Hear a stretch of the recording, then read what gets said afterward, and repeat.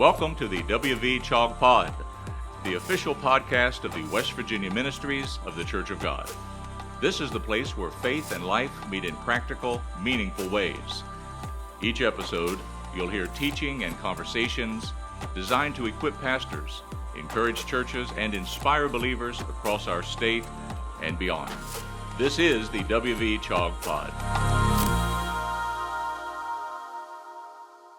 Welcome to the WV-CHOG Pod. I'm Scott Beha. I'm the Associate State Pastor of Church Health and Expansion. And today we have our state pastor, Pastor Mitchell Burch, with us, as well as a special guest, Dr. Gary Patton, who is a counselor, college professor, ordained minister, does a little bit of everything from what I hear. And today we're going to be talking about something that affects every relationship, every leader in every church: influence and credibility. So why do some voices carry weight while others don't? Why do some leaders earn trust quickly while others struggle even when they're saying the right thing? In this episode, we'll explore the power strategies model, or the social credibility model, focusing on three key components. Those three key components are expertness, trustworthiness, and attractiveness, and how they show up in everyday life, leadership, and especially in our own faith. Now, this is not about how you can manipulate others or manage your own image, but it's about understanding about how God has designed influence to work and how the church can reflect Christ with integrity in a skeptical world.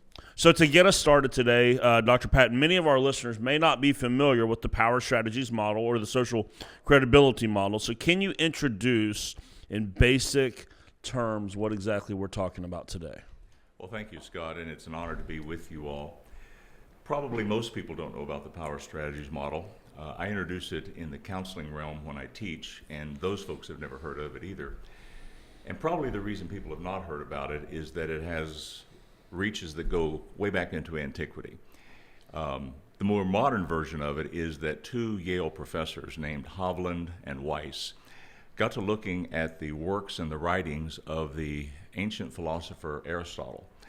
And he had a concept known as ethos. And they became fascinated with that and started looking at it. And from that, they were able to deduce these three concepts that we'll be talking about today: the power strategies model, or social credibility. It sounds very esoteric, it sounds very intellectual, it sounds very academic, but actually, as we talk about it today, we're going to see that I think it goes back even further than Aristotle. I think it goes back to Jesus. And so when we look at those concepts and how it relates to ministry, how it relates to our lives, how it relates to relationships and families even, as well as the church, I think we'll see some powerful implications for it. Yeah, so, and as far as, so there's going to be pastors listening to this, lay leaders, and such. Why is something like this going to be helpful for folks that don't even see themselves as leaders? Well, one of the things that I teach to counseling students, and I think ministerial students need to know this as well, is that we're always looking for some kind of theory. We're always looking for some sort of leadership model. We're looking for some design to say, this is what I want to be like. And the research has shown us, at least in the counseling realm, and I think it would be applicable to other areas as well, is that it doesn't really matter which theory you use. It doesn't matter which leadership model you ascribe to. It doesn't really matter which formulation you want to use in terms of this is how I work. If these three components that we'll talk about are not present, it doesn't really matter. On the other hand, what we've seen is that if these three components are not there, it doesn't really matter. And if these three components are there, it doesn't really matter either, because almost any design or leadership philosophy, any sort of management scheme is going to work as long as these three components that we'll address will be there. So I think the application of it is such that even if a person says, well, I'm not a leader, they're going to see that in their conversations, in their ministry in the church, even if it's a ministry that doesn't look like it's particularly upfront. I think these are things that are implicit in relationships. That's why it matters. Yeah. And so again, those three things that are making up this model are expertness, trustworthiness, and attractiveness. Right. So Pastor Mitch, I want to ask you, after decades of ministry, leadership, in multiple churches across multiple states and multiple ministries, you've probably seen this at work that people that exercise or exhibit expertness, trustworthiness, and attractiveness are probably the best leaders that you have worked with. Can you share a little bit in your experience what expertness looks like, to be an expert at something, and why that's so attractive to the people that you're trying to lead? Yeah, I think expertness, the definition of that, in my mind, is rather broad. Only because a person, to be an expert, a person doesn't have to have a master's degree in anything. I grew up with a couple of experts in my family. One was my father. He didn't have a college degree, but he was an expert at a variety of things. And so, what I've looked for in terms of staff and development of staff is their acuity. What are they really astute at? What are their learning capacities? What are their articulation skills? What are their leadership? What's their understanding of leadership in terms of not just a task to be done, but a life to be lived out in front of persons that they may be leading. And so, obviously, education is fantastic, and we'll get into that. We'll get into that a little bit later on. But I want our listeners to understand that you can strive for expertness in various areas of your life, with or without a major college degree. If you're giving yourself to the task, you're giving yourself to study, you're giving yourself to the discipline of whatever it is you're doing in ministry or otherwise, you can become an expert. And success has a lot to do with the definition of expertness, I would suspect as well. Only because if you're not having success, nobody's going to think you're an expert. That's for sure. You may think you are, but success really measures whether or not your expertise is really on the table. Yeah, Dr. Patton, when we talk about expertness, are we talking about competency? I think we're talking about that as well as some other things like Brother Mitch just mentioned. I also have a history with a father that had a ninth grade education, but he could build a barn without a blueprint. So sometimes it's natural ability that can bring that competence. Sometimes it's an area of interest that I may not have a degree in this, but I've been so fascinated with it. I've studied it. I've read about it. Many of our pastors would say, I don't have a degree in that, but I've studied it. I've looked at it. I've attended conferences on it. And sometimes it may be areas that we're still growing into, but we know more than most people know. So I think competence is there, meaning that we have the ability to do certain things either by natural instinct, by ability, by interest, by reading that we've done. And one of the things that I think is setting right alongside competence is in expertness is the ability to say, I don't know. One of the quickest ways for me to believe that a person is an expert is when they're willing to tell me what they don't know. So the expert, I love what Pastor Mitch has said, that it's like we can lift this to a lofty point of saying, well, who are these experts and how many degrees do they have? They may not have any, but when they're willing to say, I don't know that, this is what I do know, that really speaks to and really espouses that sense of competence. Yeah, well, that kind of, I would say, leads right to the second aspect of this model, which is trustworthiness, which means I have a higher level of trust when someone will say, I don't know, rather than if they make it up. So share with us how not just expertness leads to our ability to influence others, but also being trustworthy. It brings with it the ideas that we would all instantly recognize, such as integrity and honesty. I think the trustworthiness comes across in the manner by which we speak as well. Does this person look at me? Do they speak in language that is above me, or do they speak in language that they know I can understand? My mother-in-law used to say that the surest way to understand that a person is both honest as well as educated is if they'll make what they know available to me because they're speaking words that I can understand. So that trustworthiness isn't just that I always tell the truth. The trustworthiness can be, do you give me this essence? Do you give me this sense of that you're reliable, that you're not going to hurt me? I think especially as it relates to ministry, is this a safe place? Is this a safe church? Is this a safe person to talk to? Do you relate to me in a way that helps me to believe and to sense that I'm going to be okay here, that I'm not going to get hurt? Yeah. Pastor Mitch, how have you seen trustworthiness being an asset, or maybe the lack of it being an issue in ministry? Well, I mean, if you just look at the whole idea of trust, if you don't emanate trust and you don't foster trust in relationships at the staff level or in the ministry level, there's just no way you can maintain effective communication. You can't maintain effective ministry. So trust, but trust is developed. Trust is not, you don't walk in the front door with a great deal of trust. You may have a great resume, you may have great credentials, you may have a great reference sheet, but you walk in the front door of a church getting ready to serve on a staff, you've got to earn trust. It's kind of like trust equity.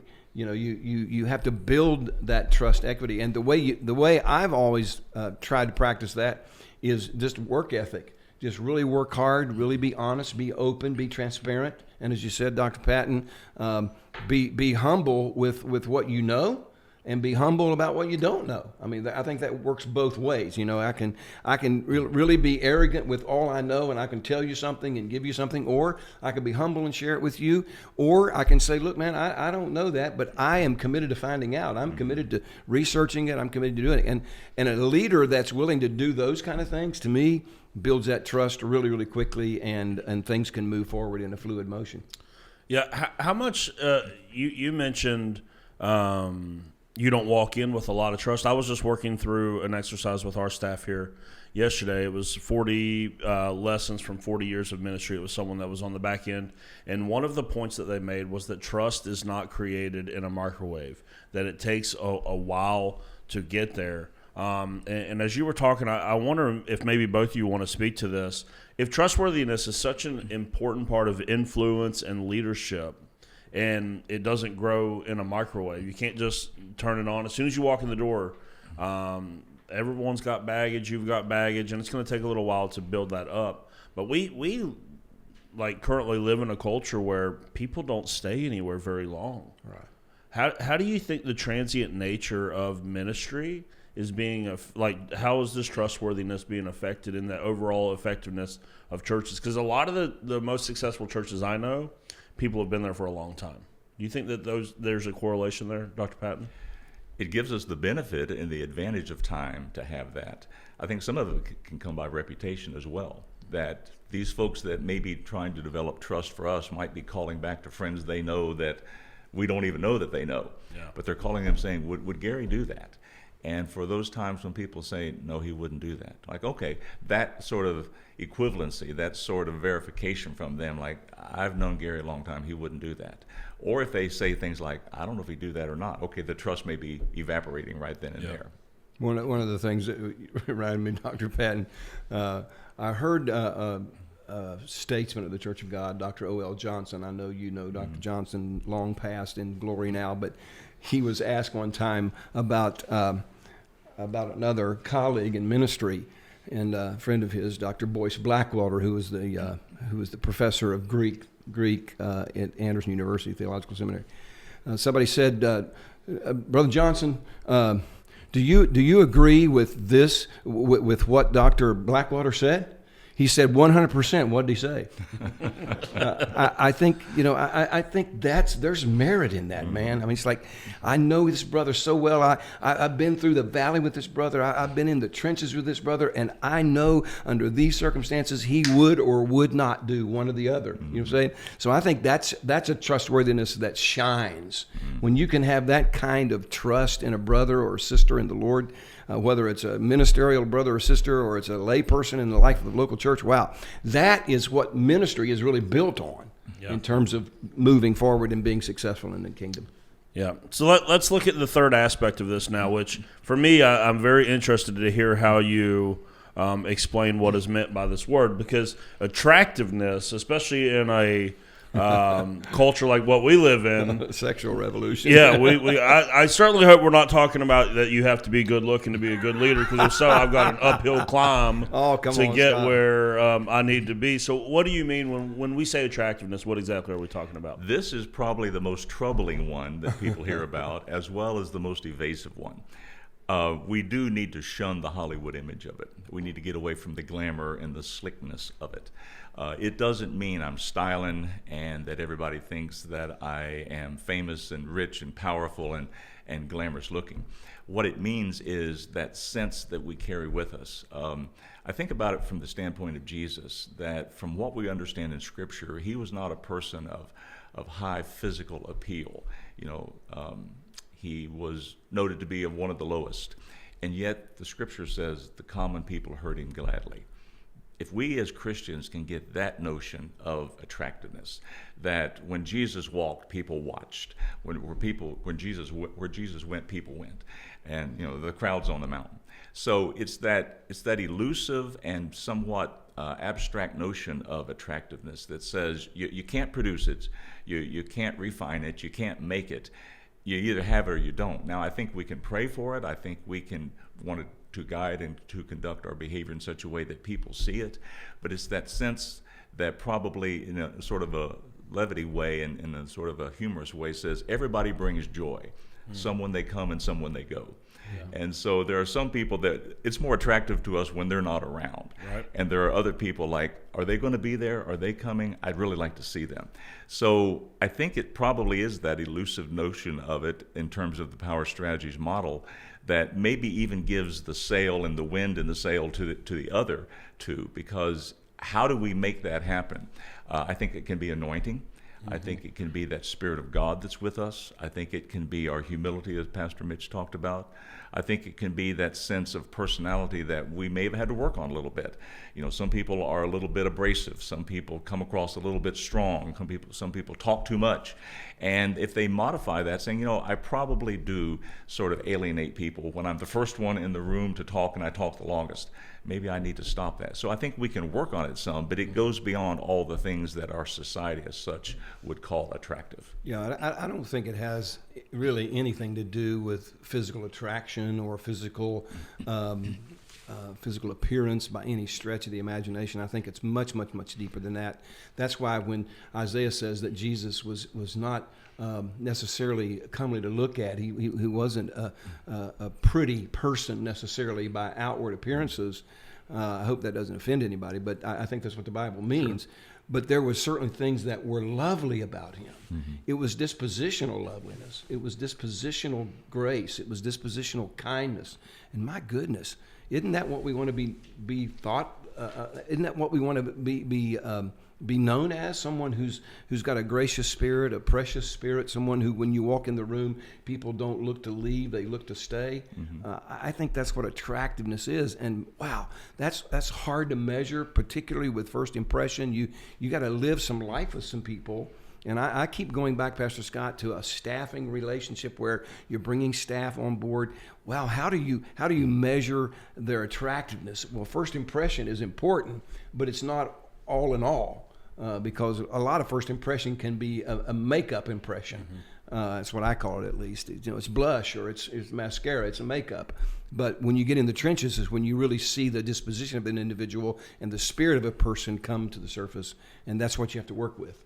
To quickly add to that, we could probably all name saints in our history of our pilgrimage of faith, or maybe in our church, that they were not the smartest, they were not the loudest, Absolutely. They were not the prettiest, but everybody in the church loved them and would flock to them. Yeah. And they were the ones you want around you when the smoke is flying and the fire is flying. Going, give me that saint of God, who may not have the best take on education, but boy, he or she really knows how to get a hold of God and is known as a friend of God. That's what you want. Yeah. So when we talk about attractiveness, to sum that up, we're talking about the almost like a magnetism. People want to be around you. Mm-hmm. Yeah. They don't, because we all know people. I was teaching a class last night, and one of my points was that self-awareness is a superpower, and yet it's very, very rare, because there's sometimes people, they don't realize no one wants to be around you, and it's not everyone else's issue. It might be your issue, as to why people are kind of repelled by you, and we need to know that about ourselves. And so in this model, expertness, trustworthiness, attractiveness are the things that we need to be effective in leadership, in ministry, or whatever it is that you're involved in life, which one of these three would you say, if someone's evaluating themselves right now and they go, well, I feel like I've got this, but maybe not this, which of these three do you think is the most difficult to develop? Or can you even develop these, or are these like natural? If you got them, you got them. If you don't have them, you don't have them. What would you say to that, Dr. Patton? I think it is both, and that seems like a vague answer. I sure hope we don't have to develop them on our own, because we're going to come up lacking someplace. I think some of it, I love Pastor Mitch's word of dispositional. Some of it is in our nature, it's in our temperament. And if we don't have that, I think we can be around mentors that help us with that. We can study to show ourselves approved. We can pray for the gifts of the Spirit. I think there are avenues that we can engage and walk in that, even if I'm not the best at that particular component of the model, that the Lord can help me. But to recognize our own spiritual giftedness and what the Lord has put in our personality and our nature and our temperament. To answer the question, I think it is all of those, both what I can build as well as what I have and what God can give. I think probably that toughest one is that sense of trustworthiness. Because there's not a whole lot I can probably do with attractiveness except to try to refine myself, and to use your word, which I liked. The notion that we all know about is that trust, as we talked about and alluded to, it can take years to build, and it can be gone in a moment. Yeah. And so if we don't monitor ourselves carefully, if we don't know that we're probably being watched when we don't know we're being watched, then it can be gone so quick. And I think probably the one that, if there's going to be one that we focus on, I think it needs to be our sense of trustworthiness, that sense of how do I respond and treat people. Because people are watching that, and they're probably watching when we don't even realize we're watching it. I'm thankful that expertness is not the one we have to work the most on, because that kind of comes with the territory of all the things we've already addressed. That one that if a young pastor or a church leader or youth leader or a person saying, I work in a factory and I want to be a good witness for Christ, focus on that trust. Because if that's not there, the other two really don't matter. Right. I think that's what I said earlier. I think the foundation stone of any effective ministry or life serving Christ is the trustworthiness issue. And as you said, it comes rather slowly, and it's developed and it's built, and it can vanish in a heartbeat with one bad decision, one bad choice.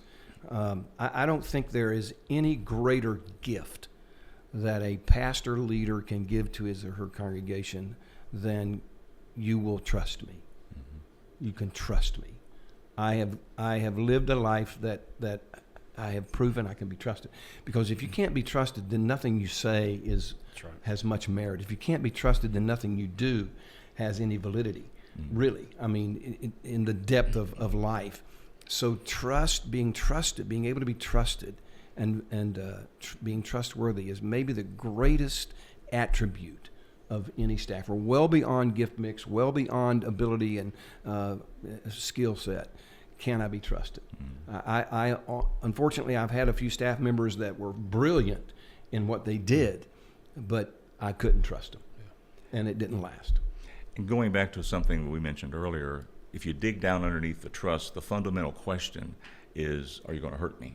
Are you going to betray me? Are you going to lie to me? Are you going to misrepresent me? Are you going to be envious of me? What are you going to do to me?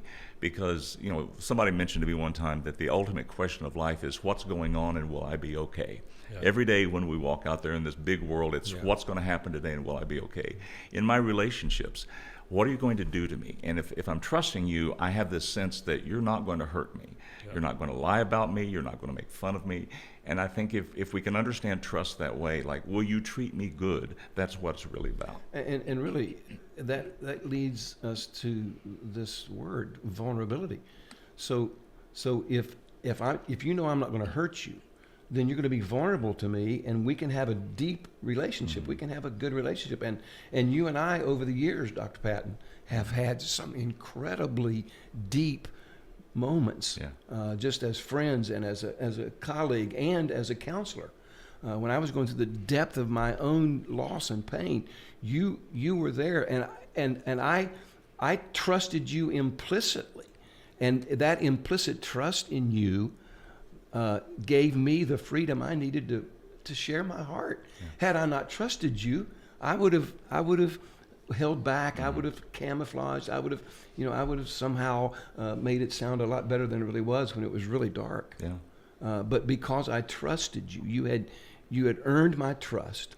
And each session that followed the first one just continued to build on that trust. And I'm forever grateful. That's it.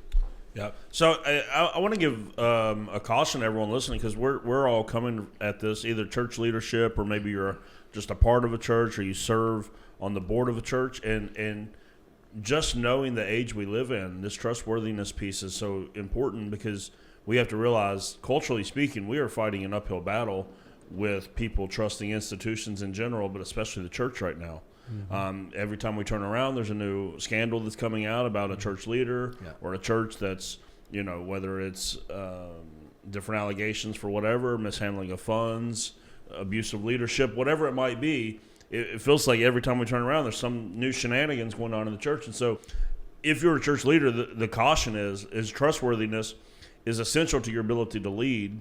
And you're already in a very skeptical culture of Christians and pastors. Being a pastor used to be that thing that everybody looked at you in the community and said, wow, what a noble thing it is that you're giving your life to. Mm-hmm. And now there's many that look at the role of the pastor and go, I'm a little skeptical of you. Mm-hmm. What are you trying to do over there? What's your angle in this? And so we need to know, as you lead and as you just make decisions, you've got to, as the scriptures talk about being above reproach, you have to remove all doubt that you are not a trustworthy person. Mm-hmm. In this day and age, you have to go above and beyond to be vulnerable, to be accountable, and to let the people that you're leading know. Because you're fighting a battle that all these people that are making a mess in churches all around the country, they're all affecting how your congregation looks at you and how your coworkers look at you. And so we're fighting an uphill battle on this trustworthiness thing. So I agree. I think that's the keystone piece here. But let's head. We already talked a little bit about Jesus and kind of let the cat out of the bag that we actually believe, coming from a scriptural background, that we believe that we see this in Jesus. So let's start with expertness. Where do we see in the scriptures that Jesus displays expertness? Give us some scriptural examples that we can look at. Well, he knew the law. He could quote it. He was the fulfillment of the law. And so, as he lived it out, he could say, the scriptures say, and you have read. Mm-hmm. So when the Pharisees and the scribes came at him wanting to debate the law, okay, bring it. I can debate the law with you. Because he knew it, he wrote it. And so I think his expertness came from that perspective of being the second member of the Trinity and everything that conveys. It also comes from the point that he started so low, that as he rose through birth and childhood and was misunderstood, he was a master at everything, obviously. But if there's one person that could read a personality or could read a group, it was him. The disciples could easily be sort of swayed by what the crowd was saying, but Jesus could penetrate it with his knowledge and with his providential care. And so the expertness, I think, comes in the way he modeled that and the way he demonstrated how he could talk to the scribes. He didn't let them back him into a corner, yet he could refute their ways of teaching and the things that they were saying. He knew when to leave. He knew that I can do no more good here. I can do no miracles here, and he knew when to leave. So his behavior, in the fact of who he was, the only begotten Son of God, fully enveloped in human flesh, he demonstrated his expertness by the way he conducted himself. Well, when he's 12 years old, he's in the temple court. Yeah. And he's confounding the experts. So I think that's a qualifier. If you're confounding the experts, you are the expert. And the other thing that came quickly to mind, Scott, when you asked the question is this. He is the I am. He is, I am the bread, I am the life, I am the light, I am the door, I am the shepherd. I mean, the I ams is the expert. He is the expert in all of those areas and every other area as well. Yeah, I mean, you see it every time that he taught, people go, well, where does this authority come from? And so he was expert everywhere he went. And then I know when we're talking about Jesus, we go, clearly he's God, so these things are inherent here. But what are some practical spots in the Scripture where we saw the trustworthiness of Jesus kind of shine through? Quickly, what comes to my mind is the people that he went to that nobody else wanted to go to. Yeah. That he would touch people that others would go, I can't believe you just touched him. He would talk to people that people would say, that's going to hurt your reputation. You really don't want to be seen talking to him or her. And he didn't care about that because he knew that his reputation, he knew that his personality, he knew that the way that people would understand what he was doing would make it okay. And as we get back to that central point of trustworthiness, am I safe? There were people that trusted no one that trusted him because they knew he was not going to hurt them. Woman at the well, the classic example. Yeah. I have to come here alone because nobody else wants me around. But this man told me everything that I've ever done. Yeah. And he explained the gift of life to me and told me how to never thirst again. That sense of vulnerability that Pastor Mitch talked about, it's okay to come to me because I'm not going to hurt you. And I think, of course, that's the message our world needs today. But I think from that perspective of he went to people that even the disciples would have thought, is that a good idea? Well, what was it about Jesus, too, that gave the woman with the issue of blood the idea that if I can get to him and touch him, I'll be whole? It must have been what she had heard. It must have been what she had witnessed, what others had said to her. If you can get to him, you can trust him. She didn't know that he would stop, but he stopped. She knew he would heal her, but she didn't know he would stop. And when he stopped and said, "Who touched me?" she was mortified that somehow now this man that she just touched and was healing her was somehow going to judge her. Instead, he loved her. And he was always finding these desperates. He found the woman who was taken in adultery and was about to be stoned by the Pharisees and Sadducees, and I contend most of the disciples. And Jesus, she obviously was released into his care when he drew in the sand and said, "He who's without sin cast the first stone." And then he looked at her and gave her what maybe she wasn't anticipating. "Neither do I condemn you. Go and sin no more." So all of those acts, all of those grace acts, those mercy acts, created this incredible trust by the people of the day in the day of Jesus, so that when they, in their desperate place, they remembered that moment, those moments, those scenes, those circumstances, and they were quick to go to him. And when Pilate was examining him, he had to say, I can't find a fault with him. So the trustworthiness speaks at the end of his life. So what has he done wrong? Well, he did this, he didn't do that, he healed on the Sabbath. And yet Pilate goes, I don't see the problem here. I don't see that this man has done wrong. And what did the centurion say while he was hanging on the middle cross, while Jesus was on the middle cross? Surely this was the Son of God. So even in the most inexorable, horrific hours of his life and death, he was trustworthy, and the centurion had to see it. Yeah, and you see the attractiveness is people that were nothing like him wanted to be with him. There was this, even though he said some stuff that for first century audiences. I've been using the Lectio Divina 365 app right now. It's a new prayer app. It's been really helpful. Right now they're walking through some stuff in John, and they've just been camped out on John 6. Yesterday, as I'm sitting there meditating on this scripture, and I'm going, could you imagine just standing out in the desert with this guy, and he's going, eat my flesh, drink my blood. And at that, we have 2,000 years worth of communion history now. We go, we know what you're talking about now. But if you were the first person to hear that, I would have been like, I am out of here. And I know some people left, but he still was able to attract people. I even was thinking as we were kicking this off about the disciples, so many of them, without hardly knowing him, he says, come follow me, and they just get up and go. Mm-hmm. They left family businesses, they left things behind, and so there was this an attractiveness there. So as we kind of wrap this up, let's think of maybe one of these areas, and what is something intentional that a Christian or a church leader could do to help grow in one of these areas? This is going to be a risky one for any of us to try.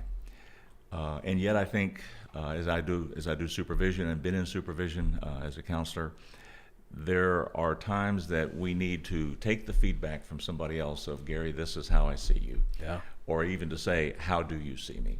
And that's, of course, part of the whole accountability and partnership kind of things that we engage in with trusted colleagues and friends and maybe even family members. Like, okay, when I say this, how do I sound? When I do this, how do I look? Yeah. And well, Gary, to be honest with you, not too good. How about trying it this way? And to be humble enough and gracious enough to say, I needed to know that because everybody else is seeing it besides me. And that's a big step, I think, in our faith, to be able to trust somebody enough to say, I know what I intend is what I'm intending really coming across. Yeah. And hopefully they can say yes, and other times they might say sort of. And so I think that practical step is to find that somebody that we can be vulnerable with, that we do not believe is going to be critical and painful to us intentionally, but to say, I do this a lot. How do you see me when I do that? Yeah. I'm having my whole staff right now here at Southridge perform anonymous 360 evaluations, so the way they can get that feedback. So they're asking people on their ministry team, friends, family members, to anonymously just answer 3 to 5 questions like, what's it like to be in a meeting with me? What's it like to be led by me? What's it like to be on my team? Because we just don't know what we don't know. So that's a really good takeaway. What about you, Pastor Mitch? One key takeaway. Yeah, I was just thinking as you guys were sharing, and I couldn't agree more. I think we can all work at developing in the whole trustworthiness by being who we say we are, doing what we say we're going to do, being where we say we're going to be. And I have pet peeves, with some of this stuff, being on time and all that kind of thing. I honestly believe all of that can help build trustworthiness. Yes. When I ask you to be somewhere and be ready to make a presentation or be ready to do something, I expect you to be there and be ready to make the presentation. And if you don't do those kinds of things, I'm thinking, can I trust you with something else? What's the scripture say? The scripture says about King David that he was faithful over a few things, and God made him ruler over many. Well, his faithfulness over a few things qualified him to have greater and greater and greater assignments as he developed his kingship. And of course, he was the greatest king Israel has ever known. But I think the build of his trust was crucial to his success as king of Israel. Yep. Well, as we wrap up today, let me give you a couple final thoughts. When it comes to this model of influence or leadership, we've been talking about these 3 different areas. And so our challenge to you today would be this. We talked about trustworthiness a lot, and especially the culture that we're in, where there's already a lot of skepticism around church, Christians, and Christian leadership. One practical takeaway is that you're going to need to probably go above and beyond to build trust with people in the current cultural moment that we're in, where there's such a lack of trust and there's so much happening in churches around the country that are really affecting those of us that are trying to get it right in a genuine sense. Expertness, it comes down to working hard. Whatever it is that you do, work hard at it, become good at it. That will allow people to follow you. And then trying to cultivate a healthy attractiveness without being performative, without being fake, but trying to figure out, is there something about my personality or the way that I'm doing things that's repelling people? And if so, how do I get that information? And then how do I make those changes? I hope that this has been a blessing to you to kind of think about how these 3 things are so vital for your life. Even if you don't consider yourself a leader, I think that these 3 things will make you a better friend. I think they'll make you a better husband, a better wife, a better sister, a better brother, a better parent. If you know these 3 things about yourself and growing them, I think that they'll help you in every single area of life. So I hope that this has been a blessing to your life. Thank you so much for joining us for this episode of the WV CHOG Pod, and we will see you again next month.